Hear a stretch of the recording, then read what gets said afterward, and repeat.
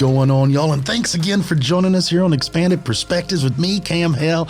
And as always, the man behind, well, I would say the DM screen, but I haven't got him back there yet. But it's going to happen. The king of D20, Kyle Filson. How's it going, everybody? Yes, I'm here in studio. I'm bright-eyed and bushy-tailed. I got my liquid death over here, and I'm ready to go, man. I'm excited. I have a funny experience I wanted to share with everybody. So the twins, Jacob no longer is playing baseball. He got a little burnt out on it and decided to take a break. Totally get that. I don't know if I've addressed that before. But anyways, they decided to take up kickboxing. And they've been going, and they like it. And what's funny is one of their boys, the twins, they're identical twins. One is Jacob, one is Caleb. They're constantly fighting with each other, as all brothers do. You know, this well, first of all, how big are they? 6'1", about 210 each. And they're 14. And they're 14. Yeah, they're adopted. So I've never met the biological father, but I heard he was a giant. Anyways, these boys are great. It's so funny. They always are trying to one up each other. So Caleb originally went to kickboxing and took a couple classes. And then, got school started or something happened and they got kind of busy and was like, we're going to go back in a future date, and never got around to it. Well, recently, Jacob was watching, Cobra Kai on Netflix. Now, I've never seen it, but I know it's the new version of The Karate Kid, right? Yeah. So I guess after binge watching all 3 seasons of that, or ever how many they're on there, he was like, do you think I could do kickboxing? And I was like, yeah. I mean, we have a really good friend that owns his own gym. He owns a kickboxing, jiu-jitsu, everything, and Neanderthal fight company. Yep. And so I was like, sure. And he was like, okay, well, will you call Uncle Monty and set it up? I'm like, no worries. So I texted him and like, all right, well, there's a class tomorrow night if you want to go. Perfect. So I drop Jacob off. He goes, has a really good time, comes home. Caleb's off in his own world. So he come home. He's like, where y'all been? I was like, oh, Jacob is at kickboxing. He's like, what? Jacob's taking kickboxing? Well, I want to go. And why? And I go, well, why do you want to go? And he goes, well, I can't have him training. He'll be able to beat me up. So if he's going to train, then I'm going to train. So they're literally doing it so that they can have one day a kumite with themselves. You're going to have to put a cage in the backyard. So this has been the thing in my house, right? So like this has been going on for about 2 weeks, and they're talking about their moves that they're learning and, whatever. Growing pains. So I am like, have you ever seen the movie Kickboxer with Jean-Claude Van Damme? They're like, no. And I'm like, Tong Po? You need to check it out. So they go watch it, and they come out of the room like in, I don't know, an hour and 20. I'm like, what do you think? They're like, this movie's garbage. I'm like, what? Now, you have to remember, as a kid, I loved all of those movies. Cyborg, Bloodsport, Kickboxer. But what had never dawned on me is when I was a kid, there was no UFC. So I never got to see real guys fight.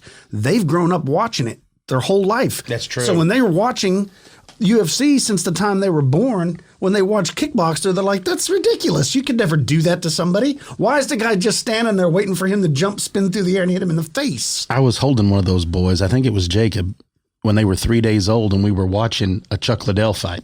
But you know what I mean? That's all they've known. So they've seen real fighting. So when they watch it, it's like, this is preposterous. When I was a kid, I thought you could do that. Yeah.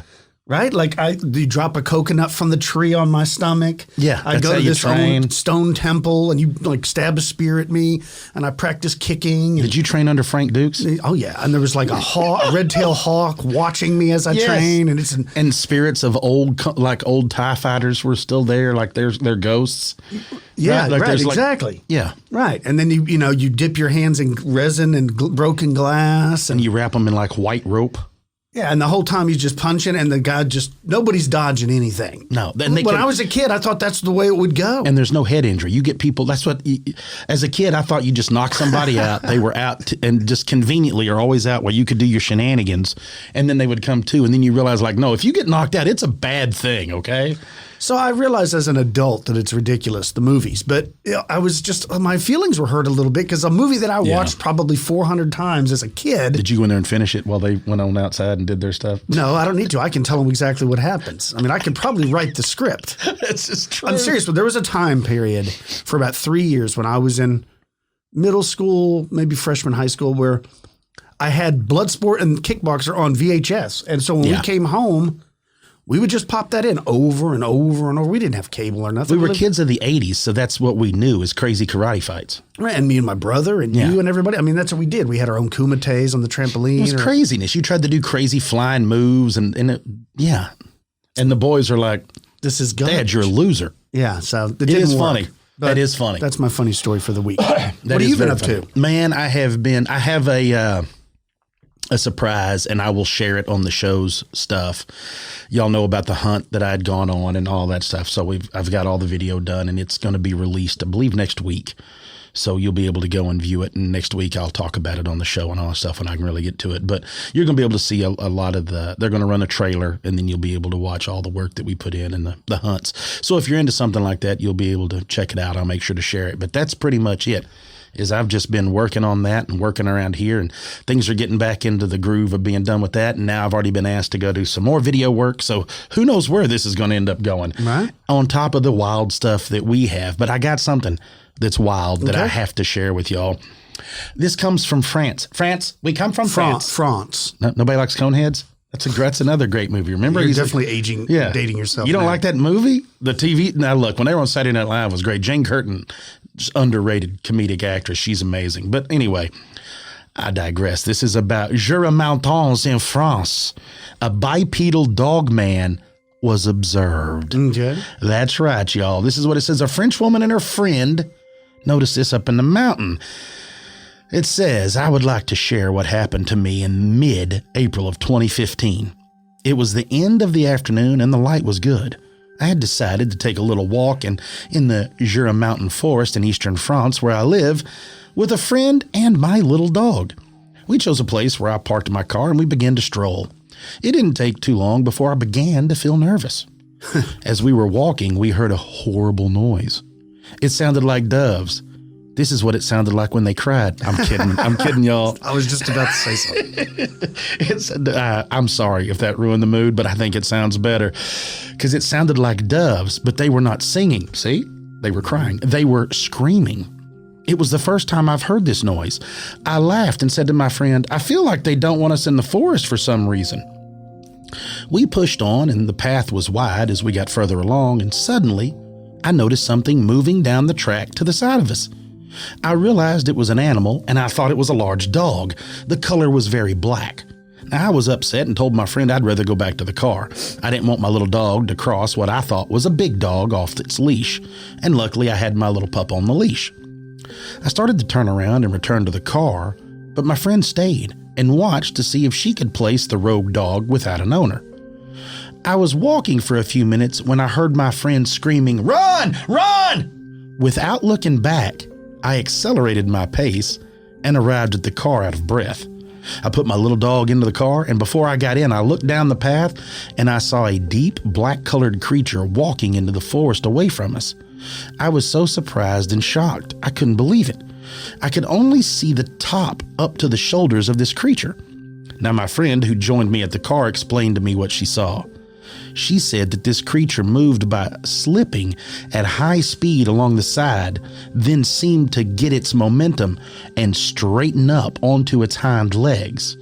Now, my friend told me, and this is what I can confirm, that she was over, that she was over, it says 2 meters tall. Okay? Okay. So we couldn't see its eyes. It says the creature stopped when it saw my friend. They looked at each other for a few seconds. Then the creature decided to turn into the woods.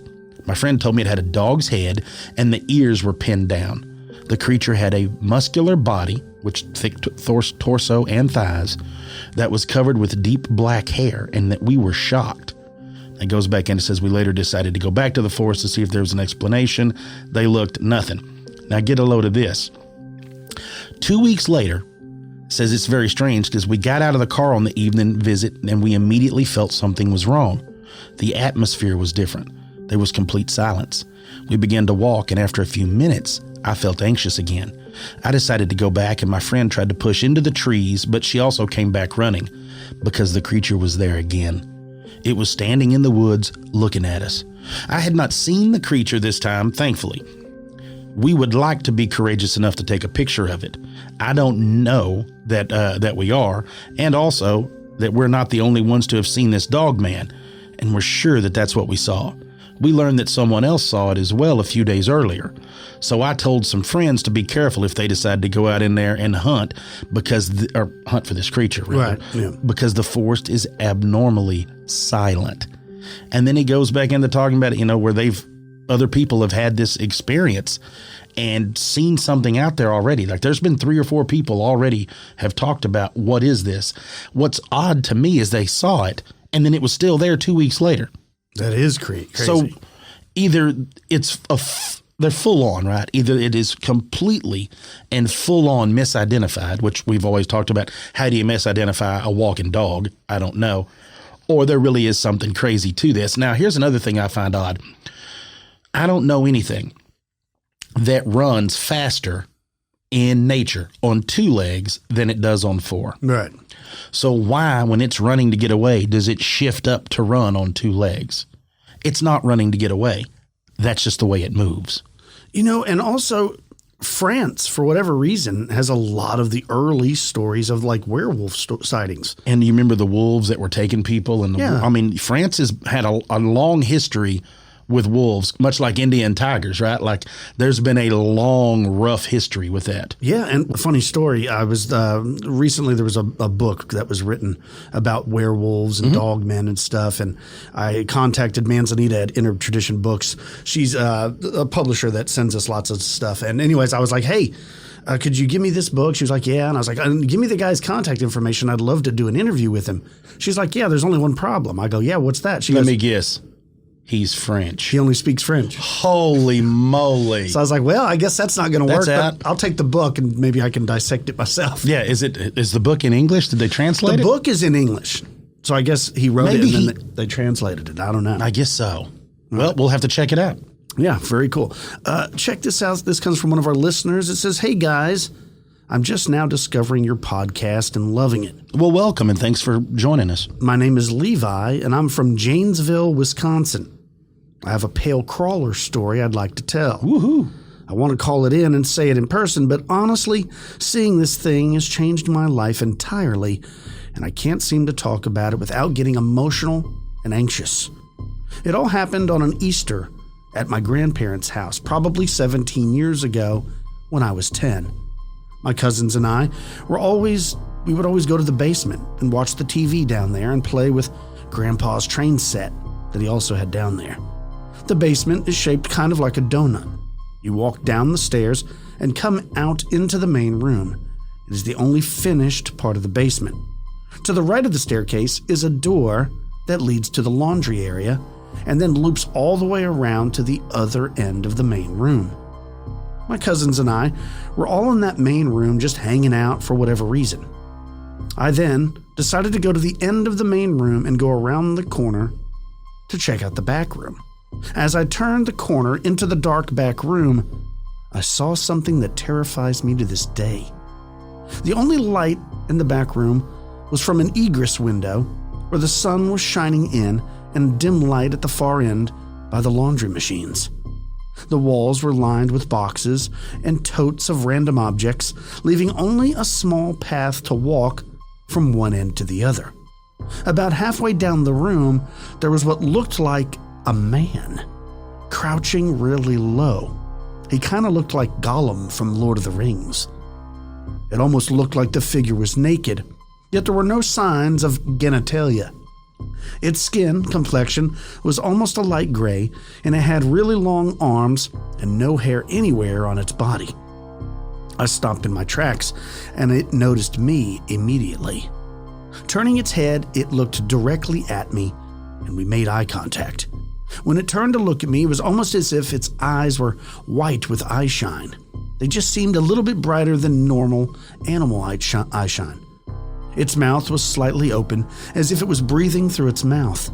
It had no nose, or if it did, it was very flat. When we made eye contact, I felt the most fear I've ever felt, and to this day, in my adult life, whenever I think about it, my stomach goes into my throat. My heart rate rises, and I get tears in my eyes. After a brief second of eye contact, it turned and did a Spider-Man crawl very low to the ground, out of sight, behind some of the boxes. Before it was halfway behind the clutter, I bolted out of that basement and have never gone back down there to this day. I think about this thing almost daily until I found your podcast. I was having a hard time finding anyone else who had seen something similar. What really boggles my mind is how it got into the basement. And that terrifies me because there is no way into the basement except for the stairs or those little windows. There were no signs of a break-in, so my thoughts were either, 1, it was there before we had gotten to my grandparents' house and had snuck in at some point when they weren't watching, or B, or 2, it has some abilities such as teleportation, shape-shifting, or even the ability to squeeze through tiny holes like a rat, which would allow it for it how skinny this thing was. Thank you for this podcast. It really helps me get through my workday. Sincerely, Levi. Levi, don't feel bad about getting emotional over that stuff. Will shake you. Yeah, very scary. Dude, that's normal. That's one of those things that, you put some thought into it, that stuff's going to get you. I wonder if it is like a rat. Like if they can get their head in, it's coming in, right? I don't know. And I know that a lot of people, they don't like the pale crawler stories. They'll say, oh, you fools, it was invented on creepypasta and stuff. But, there have been lots of sightings long before creepypasta was ever even a website. So, well, and like we've talked about, there's been a lot of stuff that's been what they thought was invented, and then it comes out that it's almost like a thought form. Yeah, right. Like we've built it, or grown it up. Who the heck knows? Levi, thanks so much for joining us. Thanks so much for being part of the group now and sharing that. That is, disturbing as hell. Gollum is just creepy to start with. He is, yeah. Let's just be straight up, right? It's just a very creepy thing to start with.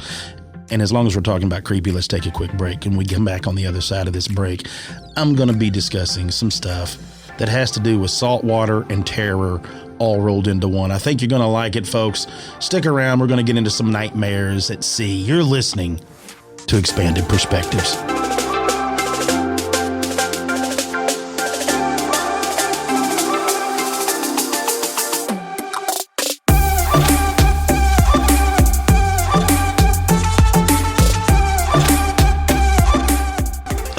Y'all, let's dive into this.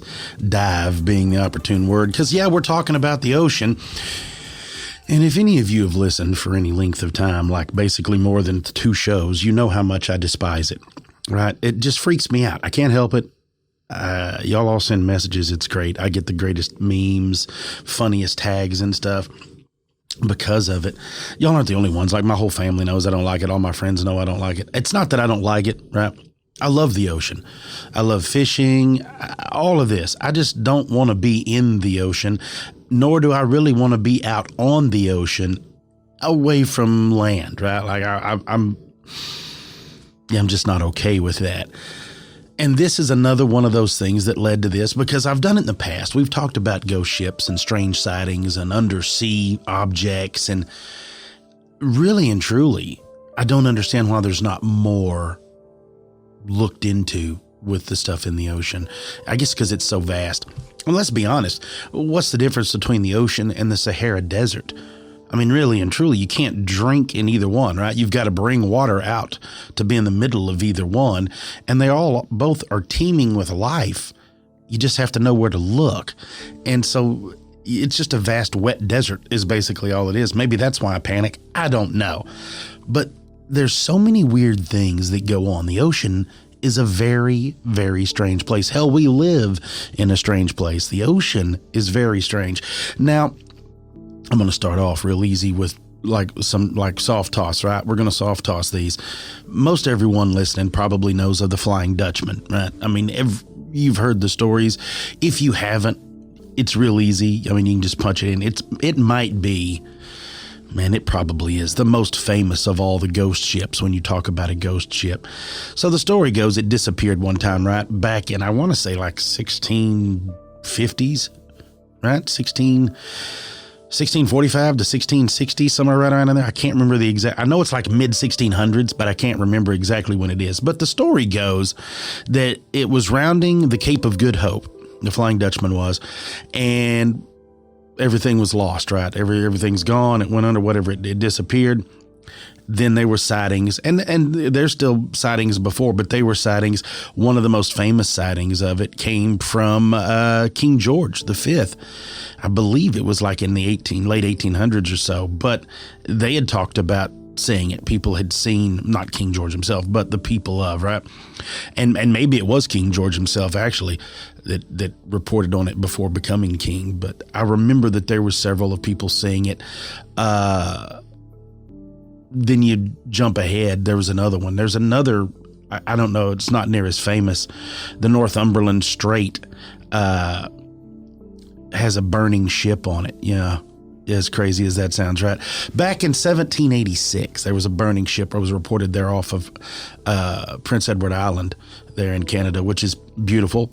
And I'm not even know if there's any, I'm not even sure that there's any record of what ship that actually was, if they even know, right? Like, I'm not even sure if they even know. I do know that they made a stamp, and if you look at the stamp on it, and this is way back earlier, like in the early 2000s, they made a stamp of this. But what it looks like is a burning, like a 3-mast, what do they call it? Are they schooners? I think it's a schooner, like a 3-mast schooner that's on fire. Anyway, there's all of these stuff. You jump forward again, you can go to the Mary Celeste, right? We talked about the Mary Celeste, 1872, November. Again, found less than a month off Azores, and it was completely unabandoned, right? Which is what's really crazy. They say the ship was completely seaworthy. It had 6 months of rations, so food and water. All of the crew's personal effects and valuables were still on there. There was just nothing, right? It was just like they legitimately left. Pirates, there's no bodies. There's nothing was like looted, just gone. And what was really strange is one lifeboat was gone. One lifeboat. But what's funny is I'm not sure, maybe the whole crew at the time could fit in one lifeboat, but they've still never said as to why you would abandon a perfectly good ship. Now, of course, my mind goes into the USOs and UFOs and abductions and a lot of these missing people that have gone missing on the water that they have found, these ghost ships and things could have easily been linked to being taken by maybe abduction, maybe taken by alien, right? Now, when it was first came out back in, I believe it was in 2011, we reported on it early when it became a thing, but don't forget about Ocean X. Ocean X reported the Baltic Sea anomaly, and that's off the coast of Sweden, and that damn thing looks like a UFO underwater, right? I know that it looks like there's a skid mark where it looks like it slid in. That son of a gun's like 300 or 400 meters long, like it's a big slide, then it goes into it. I also know that the grooves are supposed to be, 60, 70 yards or meters rather, like deep. Like it's a big, it looks like something it could have slid off. It could have been an asteroid. It could have been a lot of different things. I know there's been a lot of researchers talk about it.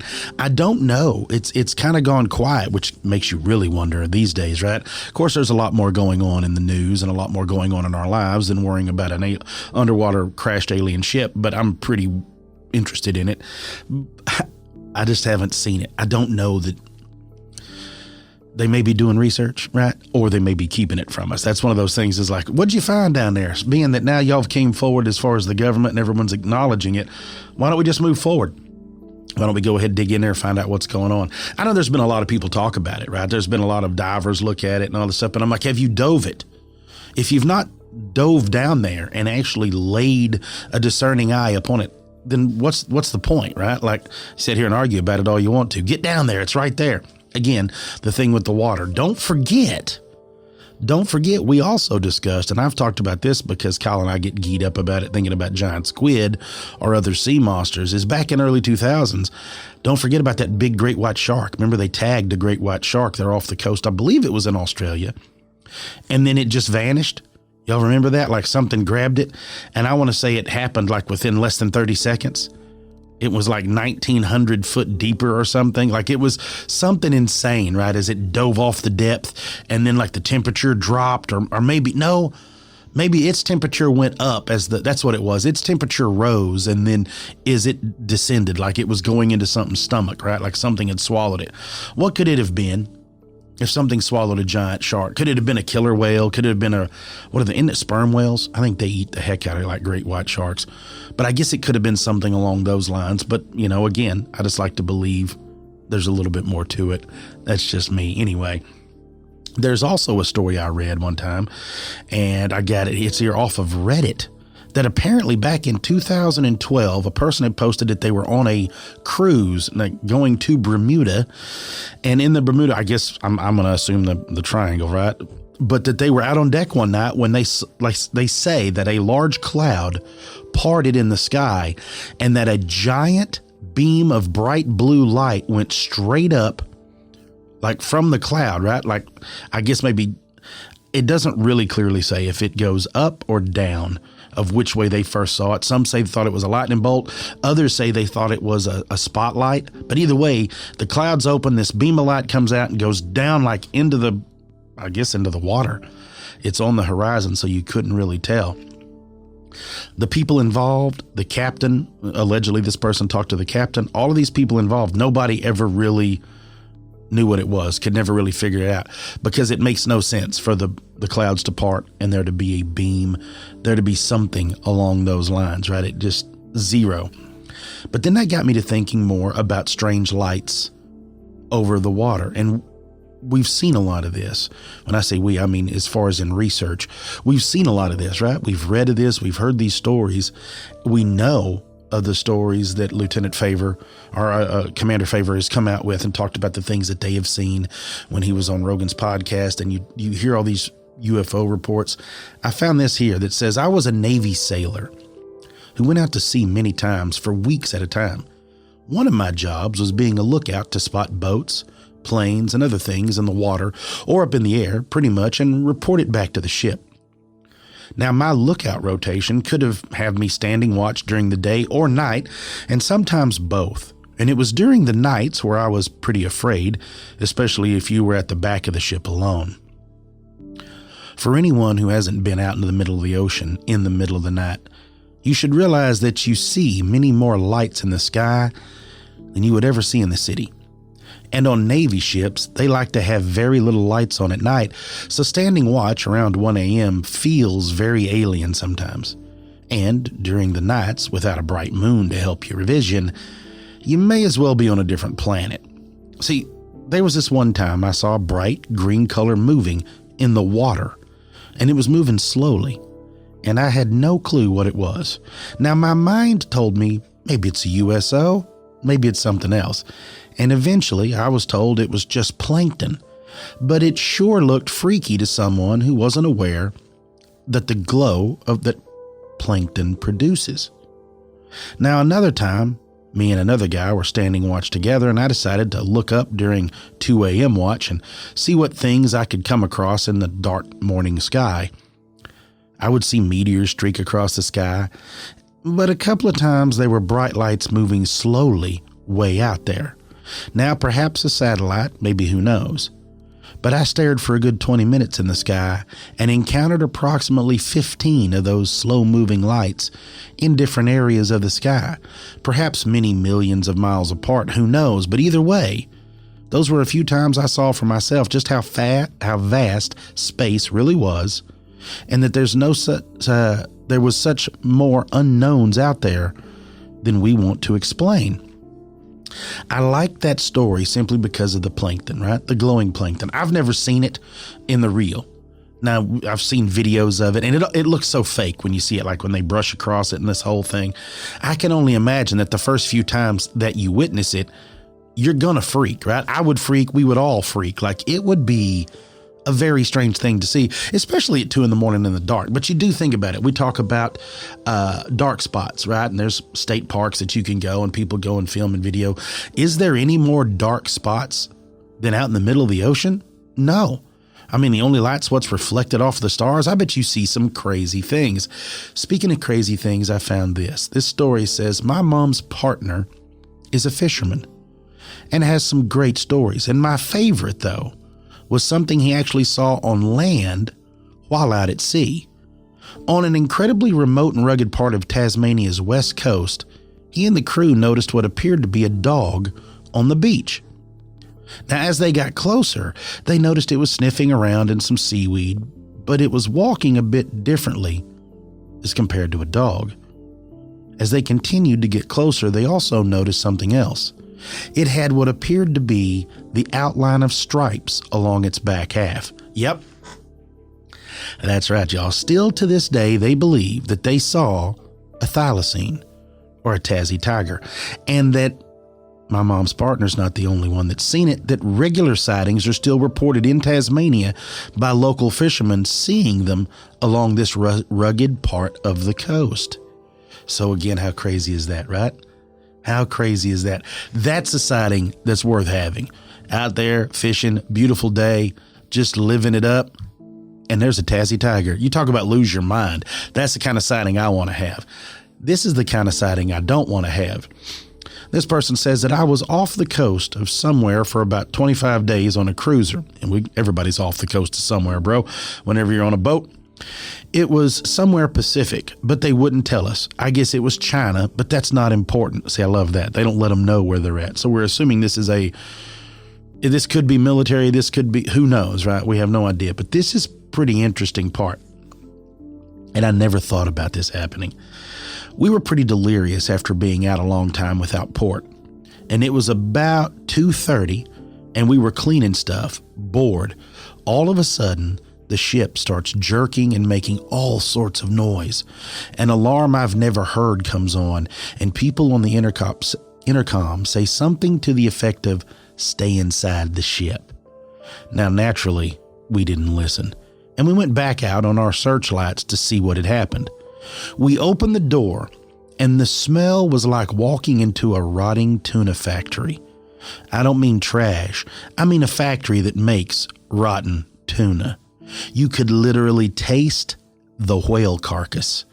Apparently, the ship's radar was inop that time, or something was amiss, and it failed to notice the giant dead whale they ran into.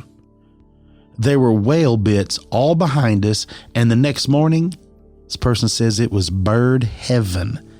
Now, I never thought about that. Imagine running into a dead sea creature. Not just this whale, but imagine the amount of ships that may have hit things that could have been like that, right? Maybe there was some big sea monster or something out, and you run over one, you chum him up, boom, the birds got him, right? It's gone to the birds. Here's another one that says this happened around early 2000s in the Indian Ocean on watch at maybe 2 a.m. Here we go again. Again, y'all, it's around the witching hour, 2 to 3 a.m. Look what we're getting, right? This person writes, pitch black except for stars and quiet apart from diesels. I notice a humming sound, sort of halfway between hearing it and feeling it. Now, this goes on for a while, but then all of a sudden, it got a lot more intense, and suddenly, I notice a glow, and this glow is emanating from way under the water. Now, at the time, I thought it was bioluminescence, like on a shark or a whale or something, but it kept floating upwards, and then suddenly shot off, maybe a half a nautical mile, taking the hum with it in about 1 or 2 seconds. Nothing can move that quick underwater. I reported it, and it was logged, but nothing came of it. Heard stories from shipmates about seeing the exact same thing, but the glow goes into the air. Now, I don't know that about anything about that, but what I saw, I have no explanation for. So, there it is, a USO. These are going back, people are seeing them. Think of the number of just like this sailor here reported, I thought it was bioluminescence. Think of the number of people that may have seen something along these lines that assumed, like everyone would normally, whether you know what bioluminescence is, whether you know how it actually works or not, you're so used to hearing that as being an explanation. That's where your mind goes, bioluminescence. When in reality, you might be looking in there and go, well, that doesn't exist here, or it doesn't exist, in this exact moment. It can't work that way. So it's not bioluminescence, but we don't think that way. And I think maybe one day we'll get to where we think a little bit on the crazier sides, right? But either way, bioluminescent glowing came from under the ocean and then shot off. So again, there's another USO, correct? Now here's one that I picked simply because of the story. This person writes, it was a foggy night off the shore of Long Island, and I was on a 75-foot schooner. The fog was so thick that you couldn't see more than 10 feet in front of you. The captain tells me there's no point to continue my watch at the bow of the ship, and he and I start talking and walking back at the stern. About the time, there's this thunk on the side of the ship, and we both turn to see a figure dressed in black flowing robes walking towards us, except this figure's on the outside of the ship. The robes are dragging and scratching along the outside hull of the ship, and it just keeps getting closer and closer. Now it's high enough in the air that the top was about even with our heads, and it swirled. The clothing, the robes, everything moved and flowed as it moved towards us, only for it to turn out that it was just a black flag left there to mark a lobster pot, and we had bumped into the lobster pot as it dragged down the side of the boat. But those first few seconds were terrifying. John, that alone freaks me out. I can't even begin to tell you how freaked out that would make me. But just like that, like we've talked about with the Christensen interviews, people seeing Bigfoot, people, pranking each other and not realizing it, just like that right there. I wonder how many small things. Now, this was easy. They easily figured out what this was. Come bomb, it was a flag. But how many small things like that do we see and take, maybe it was something paranormal, maybe it wasn't. But also flip that. Maybe there's things that happen that are paranormal that we simply write off as commonplace. So it is a double-edged sword. But how scary would that be, right? You think like death is approaching in this big black robe slide. What are those things called? I'm trying to think. All you Harry Potter nerds, y'all are probably screaming at me. Are they Dementors? Isn't that what I'm thinking about? Like I see something like that move. Oof, yeah, I'm out. So that led me to ghosts on the water, right? Now, we've talked about some crazy stuff over the time, but I've never talked about the Truk Atoll. Now, this place is in Micronesia. It's known as the Truk Lagoon, but more commonly known as the Truk Lagoon or the Truk Atoll. If you want to know what the atoll is, it's simple. It's like a little cluster of islands surrounded by a ring of coral, right? So it's almost like a little house, but just where the ships can only come and go in certain areas, things like that. The reason I bring up the Truk Atoll is this has a crazy background to it. And it's very sad, and it's a military thing. I'm going to let you know. Now, this is very dark history, just about a week before the attack actually took place, the Japanese military had subsequently brought in a lot of additional ships to this area. See, what this was, the Truk Atoll, was where the Japanese kind of stockpiled a lot of their fleet.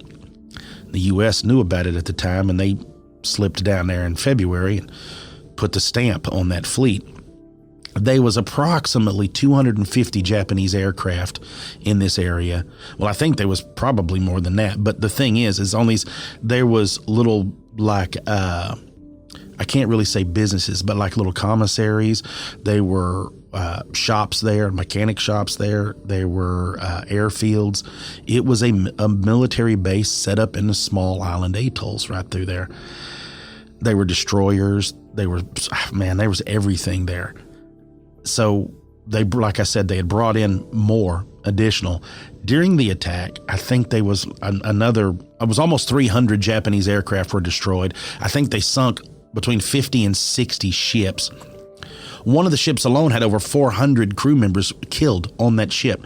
How were they killed? It wasn't blown up. They were in the cargo hull. They got trapped in the hold when that ship was sank. Now, what's really wild is most of the fleet that was destroyed is in the exact same spot. You can look this up, TRUK, look up Truk Lagoon. You can look up the photos. People go diving there all the time. It is a massive graveyard of ships. So massive that it is one of the largest in the world. So for 2 days, February 17th and 18th in 1944, they just pounded, right? Just dropping bombs. I mean, everything. They turned everything loose on it. At the time, when it was all said and done, they estimate around 3,000 people lost their lives during that attack in very brutal, violent, hectic manners. So divers now go. Now, like I said, that all went down, and it never really was talked about much after that until the 60s, I guess, when scuba diving or just skin diving and everything started picking up. People went back and did all that. But you got to think about it, right? Like 20 years later, it sounds like a long time for those now that are, of course, quite a bit younger than me. But I was born in 75, right? So like 30 years gap from that time doesn't seem like that far from the time I was born to World War II for me. Like it doesn't, that stuff just freaks me out. But the idea that it lay dormant makes sense. Nobody really came and visited. It wasn't a thing till we've gotten to the world that we are now. Now, a lot of people go there. A lot of people love to dive it. You can go to YouTube. Leave it up to YouTube, right? You can go to YouTube and you can watch multiple videos on diving. It's beautiful, but it's beautiful in a very creepy way. It is an eerie place. There are videos out there where you can find footage where there's still gas masks hanging on pegs.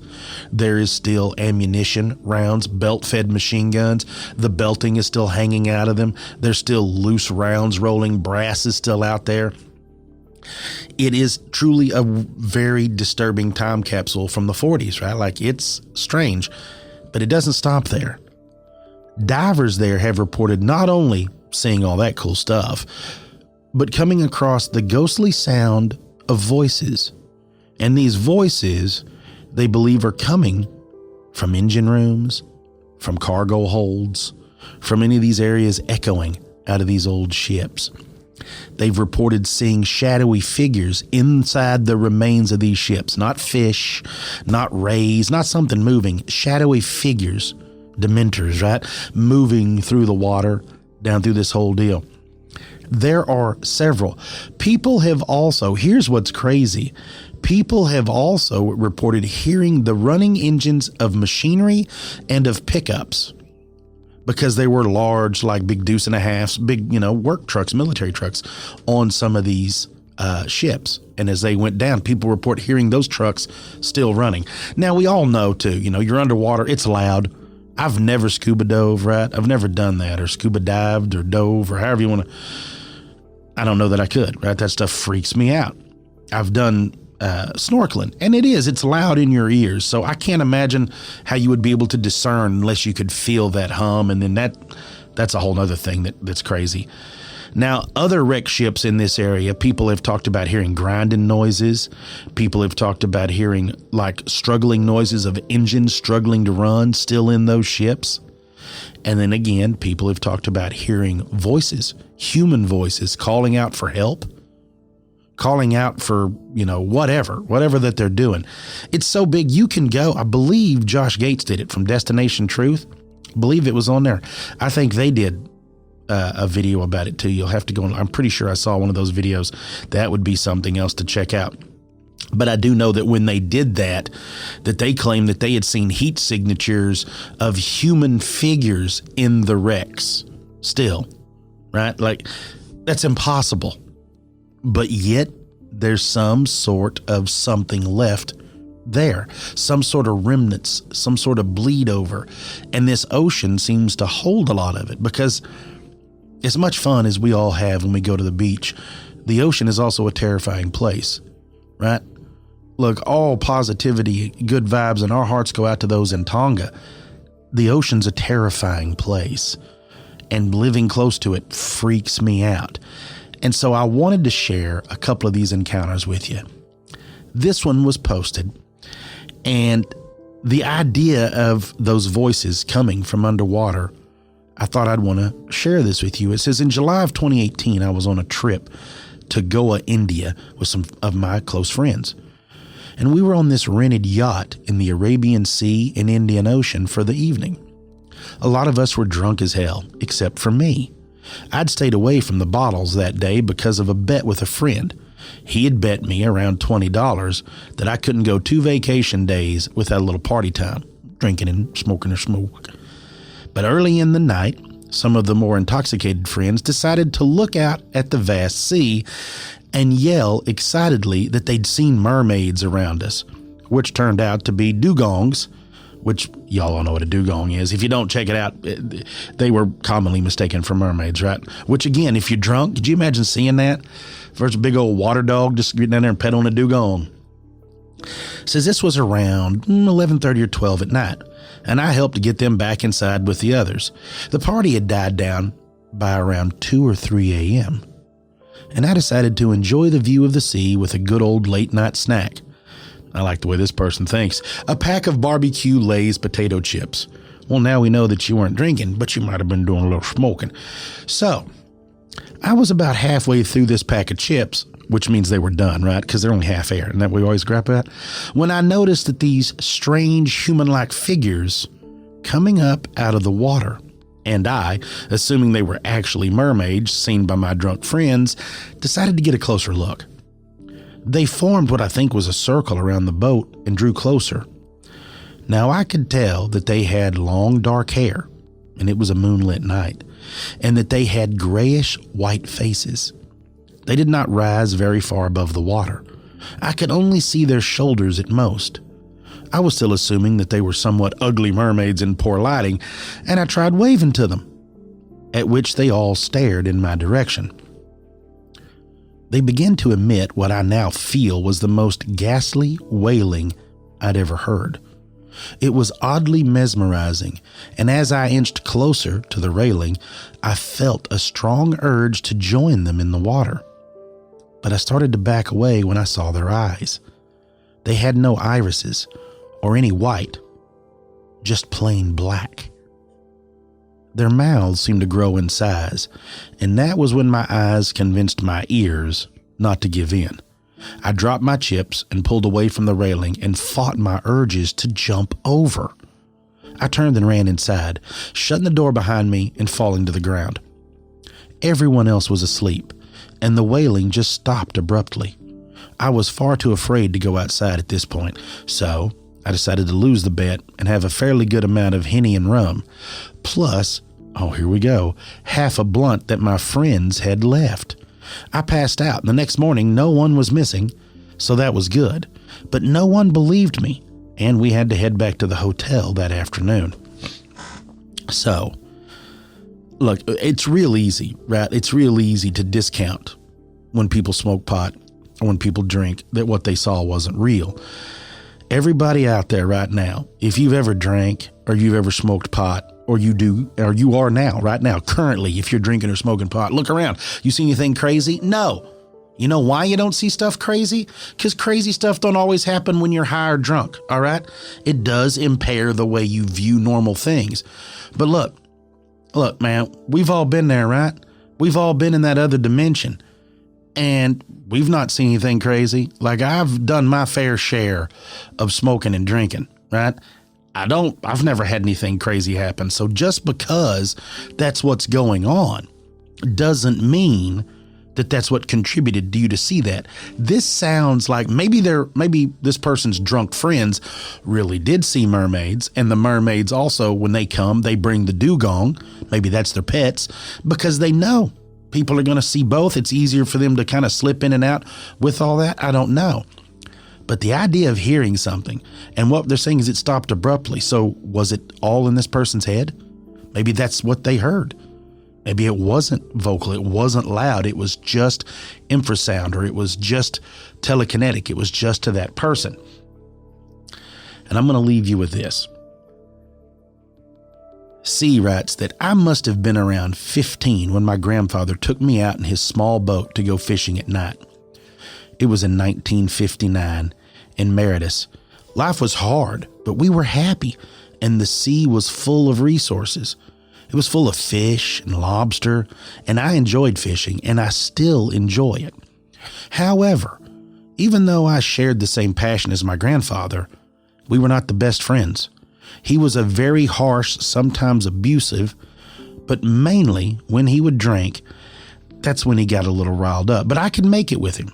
It was another story with my dad, though. Anyway, we took to the sea in his small boat of 24 foot with heavy, noisy fuel engine at around 5 p.m. and had hoped to bring in as many fish as possible by the time it got dark.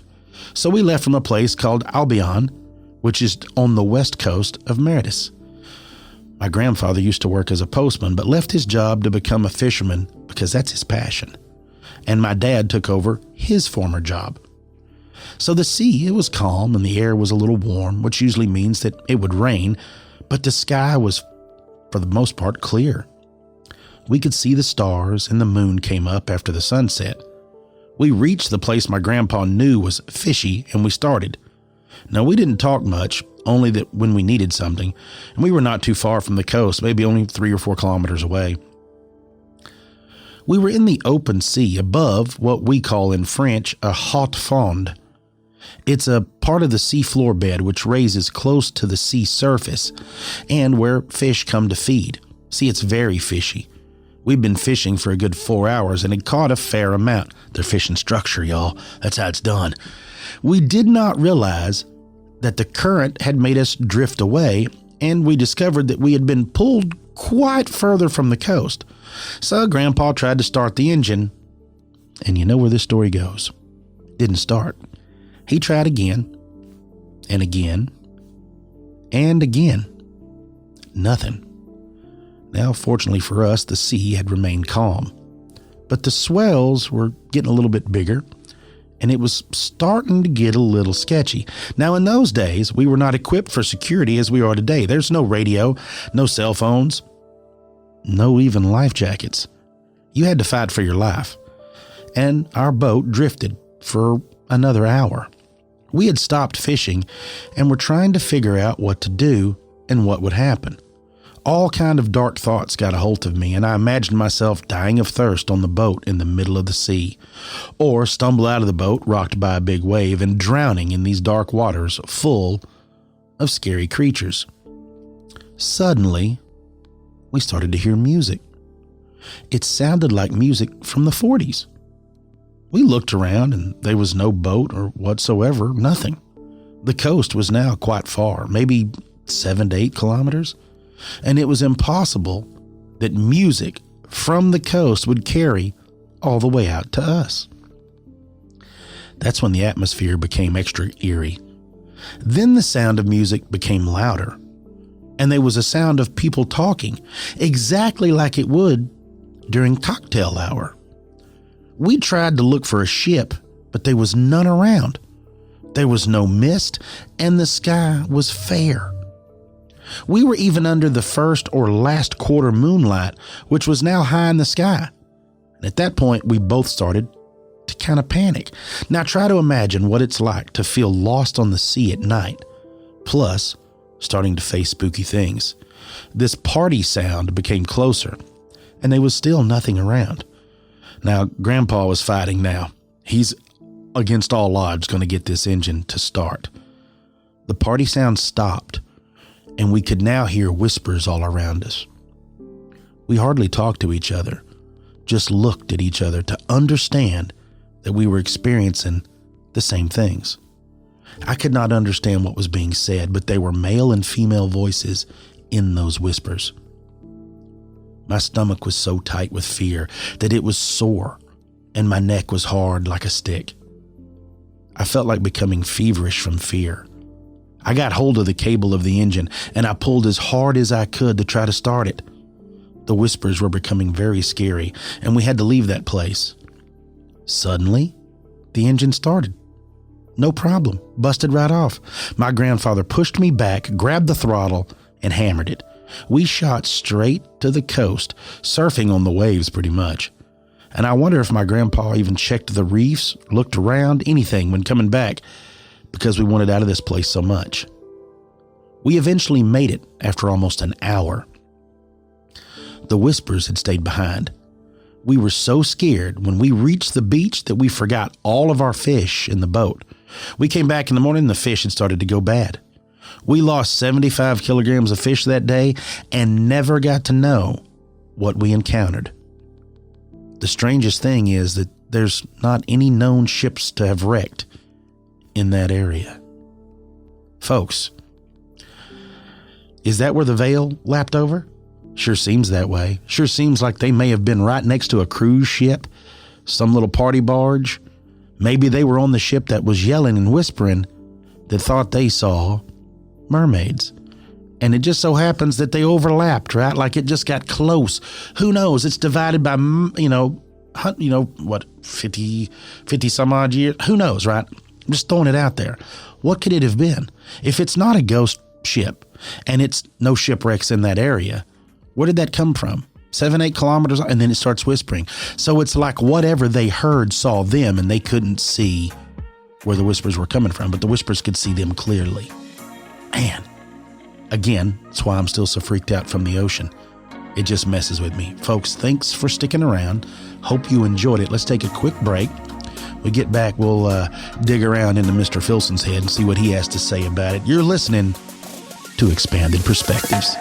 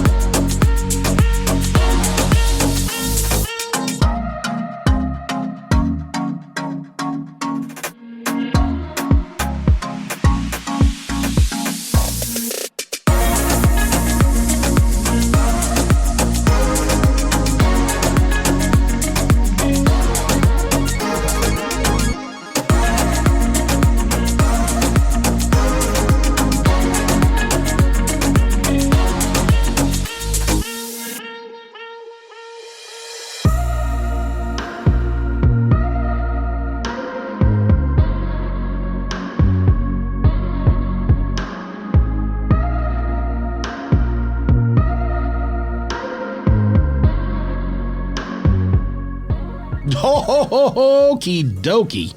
Okie dokie. Here we go. We are back. Yeah, that's it. Craziness. Ghost ships. Like I said, I love to touch base on the ghost ships at first. The things that do get me now, like we had talked about, we know the creatures in the ocean, right? We've all discussed about people seeing crazy stuff. We've all talked about the USOs, much like I covered the underwater glowing. The thing that still is strange to me are these tales, like I covered there at the end, of the mermaids. The fact that this person thought they saw dugongs, right? But then comes out on the boat and the deck that night by themselves, and they are ringed up around them. There's enough stories out there to where if there is something in the water that's mermaid-esque, and there's also something that's very close to it. Now, don't forget, and the reason I use this is don't forget now, we have wolves and we have chihuahuas, okay? They're both the exact same thing, just basically different sizes. So the exact same thing might be possible in the ocean. That just because you have a snake doesn't mean you don't have a legless lizard, right? They're both the same thing. They just look alike, but different, much along those lines. So, again, maybe the mermaidia, mermen, merwomen, merfolk, maybe there is something to that. Maybe there is. But how would they breathe? I don't know. Like I said, I go down the whole thing. Look. There was a guy on the Joe Rogan podcast recently that said he saw a merman. And wasn't the only one. In the Seychelles Islands, which my father-in-law told me about the Seychelles Islands, and he said they were beautiful. And that dude had somebody with him. And then later on, the fishermen of that area, in that lagoon area, had said they had seen it. They just don't ever talk about it. Right. So there is a lot of stuff like the locals. The locals know. The USOs, underwater glows, that stuff, that's still my favorite. But anything that has to do with scuba diving and spirits, I'm out. So I hope you all enjoyed it because I had a great time talking about it. Yeah, very cool. Speaking of cool and mysterious, check this out. We have a listener, Andrew the park ranger, called in with this crazy story. Check it out.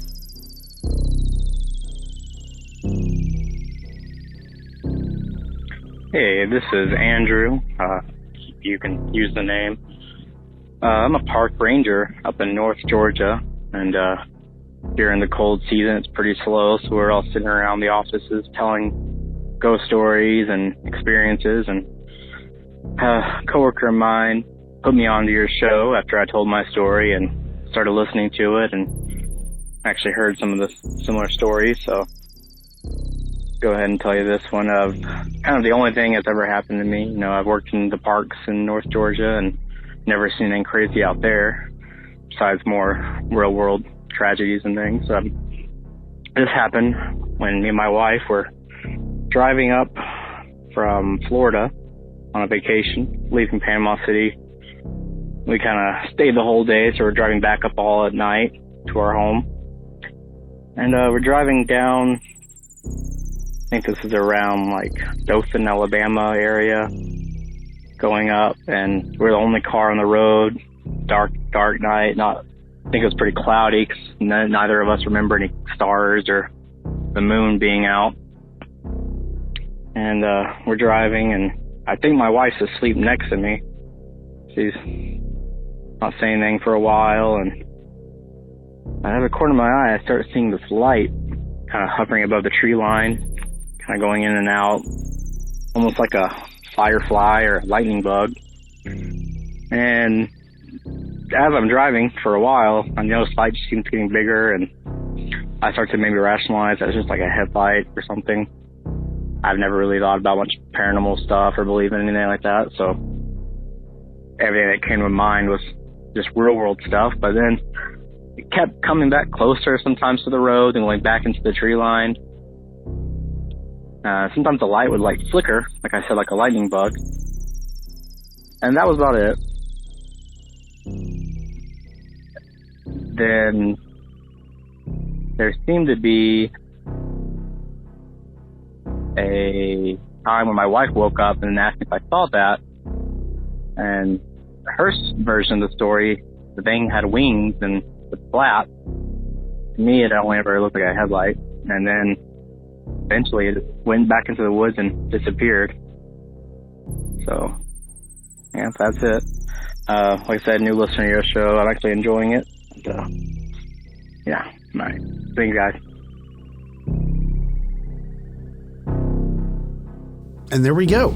I don't know if it was a flying orb, as that's what he saw, but his wife said it had wings. So there's like a rope in Alabama or somewhere around there at night flying around. Who knows what they saw? Or these mantis beings, you know, that not mantis, not like a praying mantis, but like a manta ray. The manta ray, yeah. Flying being. The flying rays. You know, they talk about with their bioluminescent lights on them and stuff. I don't You've know. seen the videos that people claim to have taken, like right up near the separation of like where it goes from us having atmosphere and then drifting into space. And that little separation right there, people will have videos or claim that that's where a lot of those flying rays and stuff, you'll see it, that they just live right through that area. I just think it's the craziest stories ever. I agree. And thanks for calling that in, Andrew. If you have a story you'd like to share with me and Cam, as well as the other listeners, don't hesitate. Call the show, 888-393-2783.